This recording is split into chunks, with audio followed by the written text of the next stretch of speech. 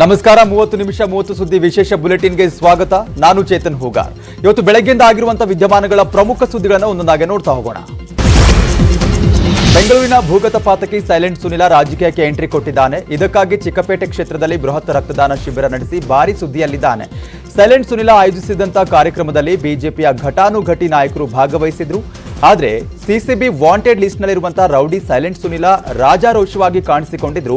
ಪೊಲೀಸರು ವಶಕ್ಕೆ ಪಡೆಯದೆ ಏನ್ ಮಾಡ್ತಿದ್ರು ಅನ್ನೋ ಪ್ರಶ್ನೆ ಎದ್ದಿದೆ.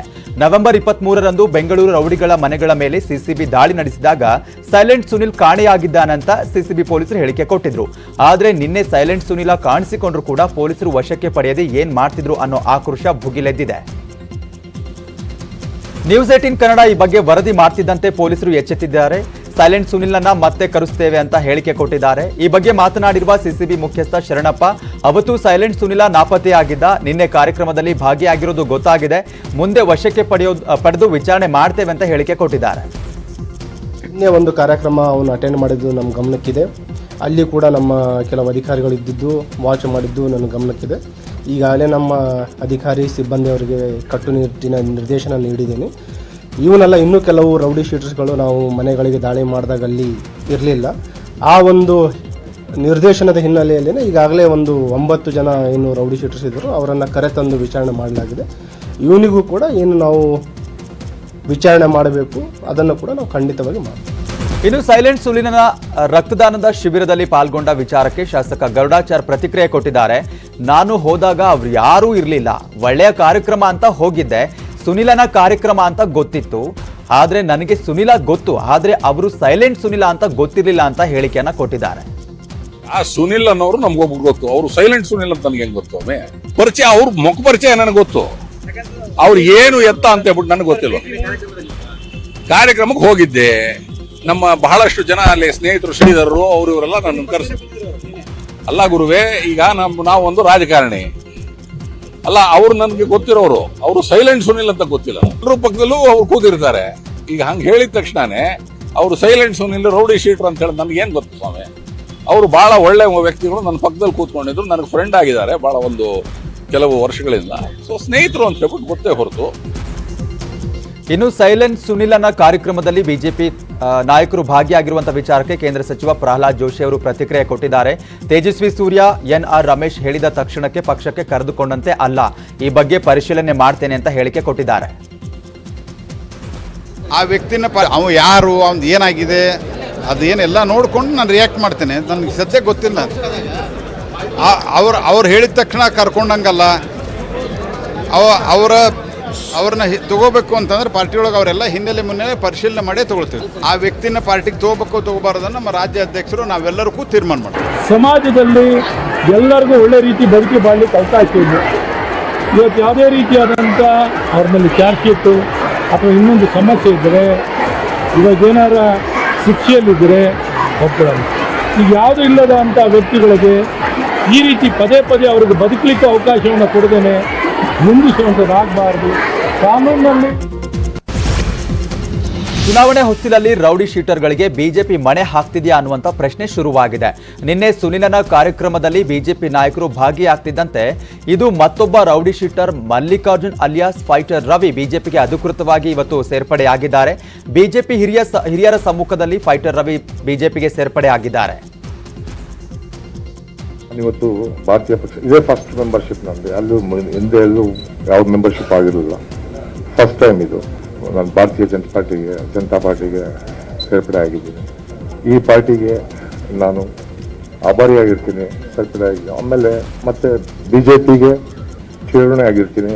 ನನ್ನ ನಾಮಂಗಲ ಕ್ಷೇತ್ರವನ್ನು ಬಿಜೆಪಿಗೆ ಮತ್ತು ನಾಮಂಗಲ ಕ್ಷೇತ್ರಕ್ಕೆ ಯಾವುದೇ ಕಾರಣಕ್ಕೂ ದ್ರೋಹ ಮಾಡೋದಿಲ್ಲ.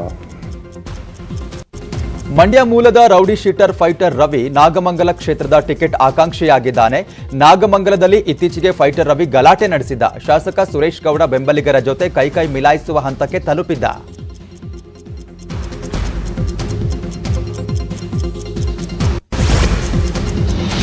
ಬಿಜೆಪಿಗೆ ರೌಡಿ ಶೀಟರ್ಗಳು ಸೇರ್ಪಡೆಯಾಗ್ತಿರೋದಕ್ಕೆ ಕಾಂಗ್ರೆಸ್ ಟ್ವೀಟ್ ಮಾಡಿ ವಾಗ್ದಾಳಿ ಮಾಡಿದೆ.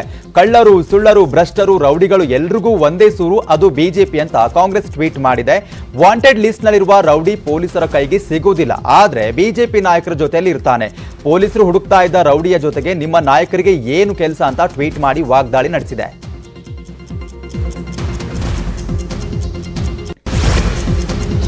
ಹಳೆ ಮೈಸೂರು ಭಾಗದಲ್ಲಿ ಬಿಜೆಪಿಗೆ ಮತ್ತಷ್ಟು ಬಲ ಸಿಕ್ಕಿದೆ. ಸುಮಲತಾ ಪರಮಾಪ್ತ, ಇಂಡುವಾಳು ಸಚ್ಚಿದಾನಂದ ಇವತ್ತು ಅಧಿಕೃತವಾಗಿ ಬಿಜೆಪಿಗೆ ಸೇರ್ಪಡೆಯಾಗಿದ್ದಾರೆ. ಬೆಂಗಳೂರಿನ ಬಿಜೆಪಿ ಕಚೇರಿಯಲ್ಲಿ ಸಚ್ಚಿದಾನಂದ ಬಿಜೆಪಿಗೆ ಸೇರ್ಪಡೆಗೊಂಡರು. ಮುಂಬರುವಂತಹ ಚುನಾವಣೆಯಲ್ಲಿ ಶ್ರೀರಂಗಪಟ್ಟಣದಿಂದ ಬಿಜೆಪಿಯಿಂದ ಸ್ಪರ್ಧೆ ಮಾಡುವ ಸಾಧ್ಯತೆ ಇದೆ. ಇನ್ನು ಬಿಜೆಪಿ ಸೇರ್ಪಡೆ ಬಳಿಕ ಮಾತನಾಡಿದ ಸಚ್ಚಿದಾನಂದ, ಪ್ರಧಾನಿ ನರೇಂದ್ರ ಮೋದಿ ಅವರ ನಾಯಕತ್ವವನ್ನ ಒಪ್ಪಿ ನಾನು ಬಿಜೆಪಿಗೆ ಸೇರಿದ್ದೇನೆ ಅಂತ ಹೇಳಿದ್ದಾರೆ. ಅಲ್ಲದೆ ಸುಮಲತಾ ಕೂಡ ಮುಂದೆ ಬಿಜೆಪಿಗೆ ಸೇರುವ ವಿಶ್ವಾಸವಿದೆ, ಅವರನ್ನ ಬಿಜೆಪಿಗೆ ಕರೆತರುವಂತಹ ಪ್ರಯತ್ನ ಆಗ್ತಾ ಇದೆ ಅಂತ ಹೇಳಿಕೆ ಕೊಟ್ಟಿದ್ದಾರೆ. ಮೇಡಮ್ ಅವರು ಬಿಜೆಪಿಗೆ ಬಂದ್ರೆ ವೈಯಕ್ತಿಕವಾಗಿ ಬಿಜೆಪಿ ಪಕ್ಷದ ಪರವಾಗಿ ಅವ್ರಿಗೆ ತುಂಬ ಹೃದಯದ ಸ್ವಾಗತವನ್ನು ಕೋರ್ತೇನೆ. ಇಲ್ಲ ಒಂದ್ ಕಡೆ ಹೈಕಮಾಂಡ್ ನಾಯಕರು ಪ್ರಧಾನಿ ನರೇಂದ್ರ ಮೋದಿ ಅವರು ಕೂಡ ಇದೇ ಒಂದು ವಿಚಾರವನ್ನು ಇಟ್ಕೊಂಡಿದ್ದಾರೆ ಅಂತ. ಅಲ್ಲಿ ಸುಮಲತಾ ಅಂಬರೀಶ್ ಅವರು ಅಂದ್ರೆ ಪಕ್ಷವನ್ನು ಗೆಲ್ಲಿಸಬೇಕು, ಅಲ್ಲಿ ಎಂಪಿ ಸ್ಥಾನವನ್ನ ಗೆಲ್ಲಬೇಕು ಅನ್ನೋ ನಿಟ್ಟಿನಲ್ಲಿ ಸುಮಲತಾ ಅಂಬರೀಶ್ ಅವರ ಜೊತೆಗೂ ಕೂಡ ಮಾತುಕತೆ ನಡೆಸಿದ್ದಾರೆ ಅಂತ. ಈಗ ಈಗಾಗಲೇ ಮಾತುಕತೆ ನಡೆಸಿದ್ದಾರೆ ಬಿಜೆಪಿ ನಾಯಕರು. ಏನಾದ್ರು ಬರಬಹುದಾ ಮುಂದಿನ ದಿನಗಳಲ್ಲಿ ಚುನಾವಣೆ, ಲೋಕಸಭಾ ಚುನಾವಣೆ ಸಂದರ್ಭದಲ್ಲಿ ಅಂತ ನಿಮ್ ಪ್ರಕಾರ? ಬಿಜೆಪಿ ನಾಯಕರುಗಳು ಮೇಡಮ್ ಸಂಪರ್ಕದಲ್ಲಿ ಇರೋದು ನಿಜ.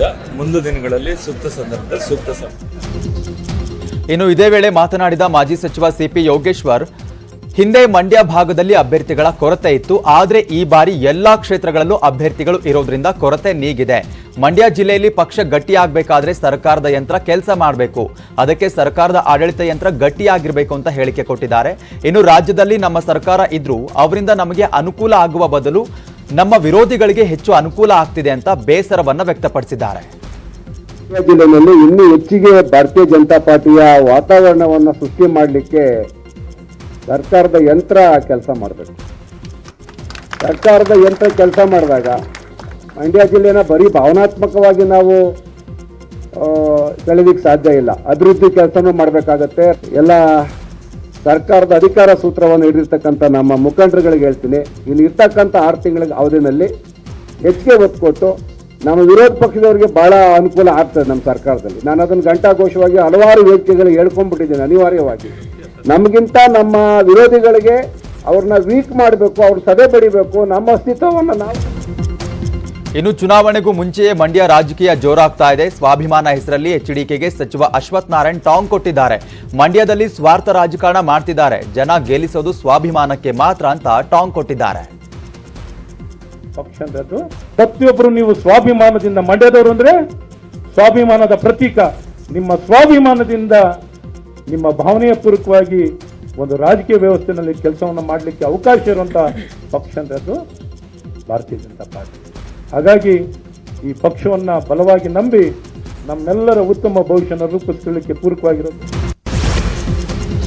ಮೈಸೂರಿನಲ್ಲಿ ಗುಂಬಜ್ ವಿವಾದದಿಂದ ಶುರುವಾಗಿದ್ದ ಬಿಜೆಪಿ ನಾಯಕರ ಮುನಿಸು ಇನ್ನೂ ಶಮನಗೊಂಡಿಲ್ಲ ಅಂತ ಕಾಣಿಸ್ತಾ ಇದೆ. ಮೈಸೂರಿಗೆ ಸಿಎಂ ಬೊಮ್ಮಾಯಿ ಭೇಟಿ ಕೊಟ್ಟರು. ಸಂಸದ ಪ್ರತಾಪ್ ಸಿಂಹ ಹಾಗೂ ಶಾಸಕ ರಾಮದಾಸ್ ಅಂತರ ಕಾಯ್ದುಕೊಂಡಿದ್ದಾರೆ. ಸಿಎಂ ಜೊತೆ ನಾನೊಂದು ತೀರಾ ನೀನೊಂದು ತೀರಾ ಇದ್ದಂತೆ ಕಾಣಿಸಿಕೊಂಡಿದ್ರು. ಗುಂಬಜ್ ವಿವಾದ ತಣ್ಣಗಾದ್ರೂ ಕೂಡ ಇವರಿಬ್ಬರ ಮುನಿಸು ಮಾತ್ರ ಕಡಿಮೆ ಆಗಿಲ್ಲ. ಏರ್ಪೋರ್ಟ್ನಲ್ಲಿ ಫೋನ್ ಹಿಡಿದು ಪ್ರತಾಪ್ ಸಿಂಹ ದೂರ ನಿಂತಿದ್ರು.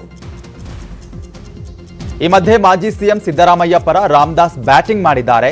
ಸಿದ್ದರಾಮಯ್ಯನಂತಹ ಹಿರಿಯ ಸ್ಪರ್ಧೆ ವಿಚಾರ ಚರ್ಚಾ ವಸ್ತುವಾಗಿರುವುದು ನನಗೆ ಅಸಮಾಧಾನ ತಂದಿದೆ. ನಮಗೆ ನಮ್ಮ ಜಿಲ್ಲೆಯವರೊಬ್ಬರು ಸಿಎಂ ಆಗ್ತಾರೆ ಅಂದ್ರೆ ಖುಷಿಯ ವಿಚಾರ. ಪಕ್ಷಾತೀತವಾಗಿ ಹೇಳುವುದಾದ್ರೆ ಅವರು ನಮ್ಮ ಜಿಲ್ಲೆಯವರು, ಅಂತವರೊಬ್ಬರು ಸಿಎಂ ಆಗ್ತಾರೆ ಅಂದ್ರೆ ನಮಗೂ ಖುಷಿ ಆಗುತ್ತೆ ಅಂತ ಹೇಳಿಕೆ ಕೊಟ್ಟಿದ್ದಾರೆ. ಮುಂಬರುವ ವಿಧಾನಸಭಾ ಚುನಾವಣೆಗೆ ಕೇವಲ 3-4 ತಿಂಗಳುಗಳಷ್ಟೇ ಬಾಕಿ ಇದೆ. ಈ ಹೊತ್ತಲ್ಲೇ ಸಚಿವ ಸಂಪುಟ ಮತ್ತೆ ವಿಸ್ತರಣೆಯಾಗುವಂತಹ ಸಾಧ್ಯತೆ ಇದೆ. ಇಂದು ಸಿಎಂ ಬೊಮ್ಮಾಯಿ ದೆಹಲಿಗೆ ತೆರಳುವಂತದ್ದು. ಸಚಿವ ಸಂಪುಟ ವಿಸ್ತರಣೆ ಬಗ್ಗೆ ಹೈಕಮಾಂಡ್ ನಾಯಕರ ಜೊತೆ ಚರ್ಚೆ ನಡೆಸುವಂತಹ ಸಾಧ್ಯತೆ ಇದೆ. ಈ ಬಗ್ಗೆ ಮಾತನಾಡಿದ ಸಿಎಂ, ಇಂದು ಸಂಜೆಯೇ ದೆಹಲಿಗೆ ತೆರಳುತ್ತಾ ಇದ್ದೇನೆ, ಜೆಪಿ ನಡ್ಡಾ ಅವರನ್ನ ಭೇಟಿ ಆಗ್ತೀನಿ, ಅವರು ಸಮಯ ಕೊಡ್ತಾರೆ ಅನ್ನುವಂತಹ ವಿಶ್ವಾಸ ಇದೆ ಅಂತ ಹೇಳಿಕೆ ಕೊಟ್ಟಿದ್ದಾರೆ.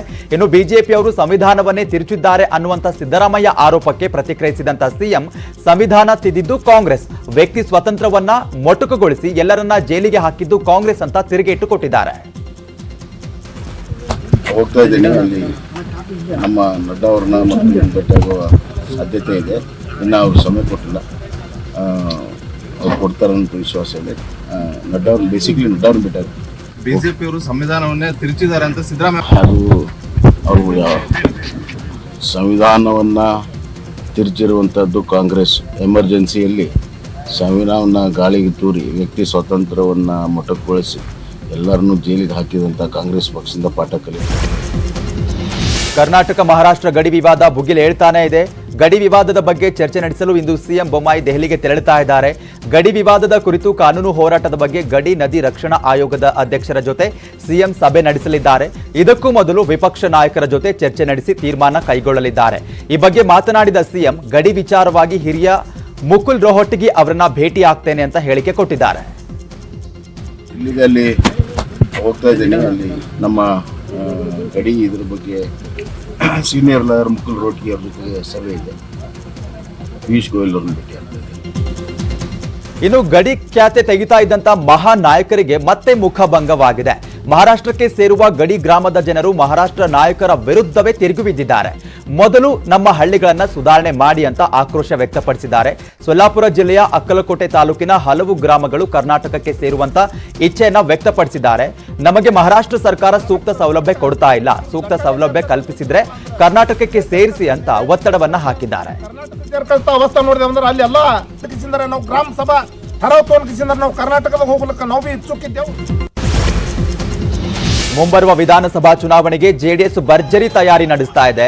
ಜೆಡಿಎಸ್ ನಡೆಸ್ತಾ ಇರುವಂತಹ ಪಂಚರತ್ನ ರಥಯಾತ್ರೆ ಬೆಂಗಳೂರು ಗ್ರಾಮಾಂತರ ಜಿಲ್ಲೆಯ ದೇವನಹಳ್ಳಿಗೆ ಆಗಮಿಸಿದೆ. ಹೂವಿನ ಮಳೆ ಸುರಿಸಿ ಎಚ್ಡಿಕೆಗೆ ಅದ್ದೂರಿ ಸ್ವಾಗತ ಕೋರಲಾಯಿತು. ಜೆಡಿಎಸ್ ಶಾಸಕ ನಿಸರ್ಗ ನಾರಾಯಣಸ್ವಾಮಿ ಸಾಥ್ ನೀಡಿದ್ರು. ಇಂದು ದಿನಪೂರ್ತಿ ಗ್ರಾಮೀಣ ಭಾಗದಲ್ಲಿ ಸಂಚರಿಸಿ ರಾತ್ರಿ ಆಲೂರು ದುದ್ದನಹಳ್ಳಿಯಲ್ಲಿ ಎಚ್ಡಿಕೆ ಗ್ರಾಮ ವಾಸ್ತವ್ಯ ಮಾಡಲಿದ್ದಾರೆ.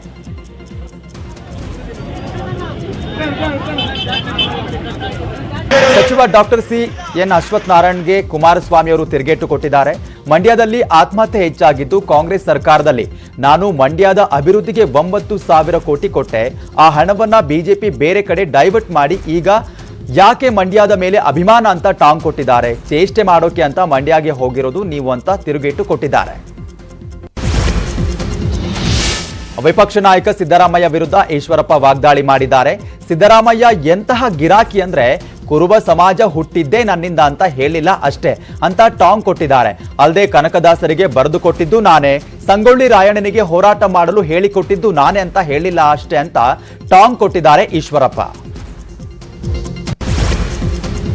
ಶ್ರದ್ಧಾ ವಾಕರ್ ಅವರ